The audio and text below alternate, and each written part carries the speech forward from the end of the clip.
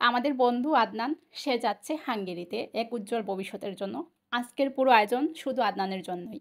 আমরা চাইনি বিদায়ের মুহূর্তটা কষ্টের হোক, তাই আমরা সেলিব্রেশনের মাধ্যমে আদনানকে বিদায় দিচ্ছি। ছোটোখাটো একটা আয়োজন করেছি আমরা সবাই রেস্টুরেন্টে। তো পুরো ভিডিওটি দেখুন, কেমন লাগে অবশ্যই কমেন্ট করে জানাবেন।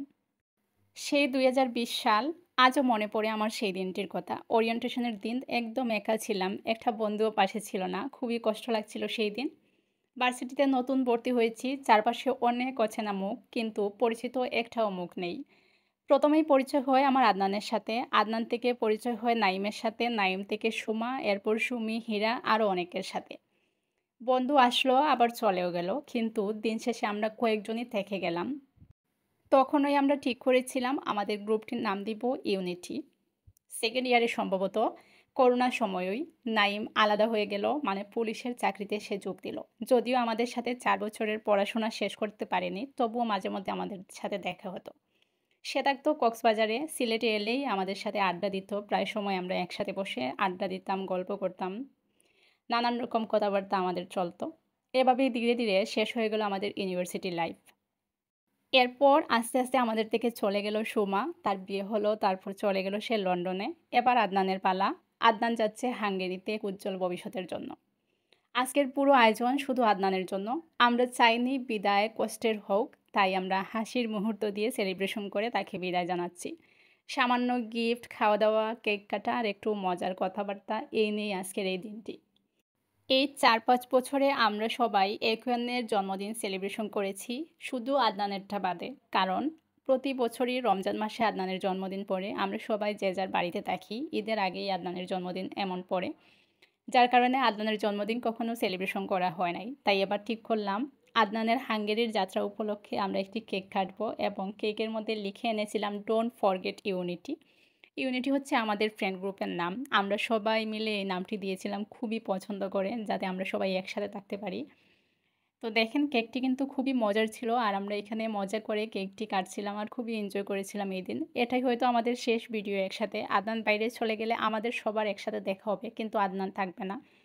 এভাবে একজন একজন করে মিসিং থাকবো আমরা। একেকজন হয়তো বা একেক সময় একেক শহরে থাকবো কর্মসূত্রে। তো এই তো আমরা এদিন খুবই ইমোশনাল ছিলাম, কিন্তু আদনানকে আমরা ইমোশনাল বুঝতে দেই নাই। সবাই হাসি আনন্দ করেই শেষ দিনটা সেলিব্রেশন করেছি একসাথে। আমি খুবই ইমোশনাল একটা মানুষ। বিশ্বাস করে আদনান, আজকে এই ভিডিওতে ভয়েস দিতে গিয়ে আমার খুবই কান্না পাচ্ছে, কষ্ট হচ্ছে খুব। আমাদের সেই ইউনিভার্সিটি লাইফ শুরু থেকে এখন পর্যন্ত আমরা একসাথে কত জায়গায় ঘুরেছি। এখনও আমার মনে পড়ে আমরা যখন শ্রীমঙ্গলে যাই করোনার সময়, চারদিকে খুবই রেস্ট্রিকশন ছিল, কেউ ঘর থেকে বের হইতে পারতো না। তখন আমি বাড়িতে ছিলাম, তোমরা সবাই সিলেট থেকে মাইক্রো করে গিয়েছিলাম। আমি বাড়ি থেকে আসছিলাম, লাউয়াছড়া যাই, গিয়ে দেখি লাউয়াছড়ার গেট বন্ধ, আমাদের ঢুকতে দেয় না। তারপরে বধ্যভূমিতে যাই, সেইখানেও গেট বন্ধ। চা বাগানে যাই, সেইখানেও ঢুকতে দেয় না। কিন্তু আমরা মাইক্রো করে পুরো শ্রীমঙ্গল শহর ঘুরেছিলাম। কত মেমোরি আমাদের একসাথে। আমরা কোন জায়গায় যাই নাই এমন কোনো জায়গা নাই সিলেটের মধ্যে, সব জায়গায় ঘুরেছি একসাথে। এই মেমোরিগুলো আসলে এখন খুবই মিস করব। একেকজন একেক সময় একেক শহরে থাকবে, একেক জায়গায় থাকবে। কিন্তু আমরা দেখা চাইলেও হয়তোবা করতে পারবো না। কিন্তু আমরা একে অন্যকে খুব বেশি মিস করব। আমাদের ইউনিটি গ্রুপটা কিন্তু একটা গ্রুপ ছিল না, এটা ছিল একটা পরিবারের মতো, যেখানে আমরা শুধু পড়াশোনা নয়, নিজের দুঃখ, কষ্ট, আনন্দ সবই ভাগাভাগি করে নিতাম। কারো মন খারাপ হলে আমরা একসাথে বসে আড্ডা দিতাম, সেটা সলভ করার চেষ্টা করতাম। একে অন্যের সাথে সুখে দুঃখে সব কিছুই ভাগাভাগি করে নিতাম। আজকের ভিডিওটা ভয়েসটা বেশি হয়ে যাচ্ছে, তাও কিন্তু আমি ভয়েস দিচ্ছি, কারণ এটা আমার জন্য একটা ইমোশনাল ভিডিও। তো আমি চাই আমাদের ফ্রেন্ডরা যাতে সবাই একসাথে থাকি, সবাই দূরে চলে যাব, কিন্তু দূরত্ব যাতে না হয়, আমরা সবাই যাতে আগের মতো কানেক্টেড থাকি এভাবে।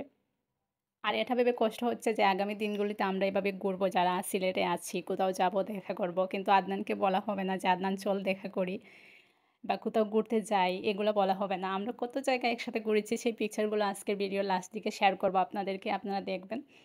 তো লাস্ট দিকে আমরা রেস্টুরেন্টে খাওয়া দাওয়া শেষ করে এখন চা খাচ্ছি, চা খেয়ে আদনানকে বিদায় দেবো আর কি। তো আদনানের জন্য অনেক অনেক শুভকামনা থাকলো। বন্ধু মানে শুধু পাশে থাকা না, বন্ধুত্ব মানে দূরত্ব থাকবে, কিন্তু একটা মেসেজ, একটা ফোন কল, মাঝে মধ্যে কথা বলা, এগুলোই আমাদের মধ্যে থাকবে। আমরা চাই সবসময় ইউনিটি, সবাই একসাথে থাকতে। তো এই তো এভাবেই আজকের দিনটি কাটালাম আমরা। সবাইকে অনেক ধন্যবাদ আমার এত বড় ভিডিওটি দেখার জন্য। আর পরবর্তী ভিডিওতে দেখা হচ্ছে, সেই পর্যন্ত ভালো থাকুন। আল্লাহ হাফিজ।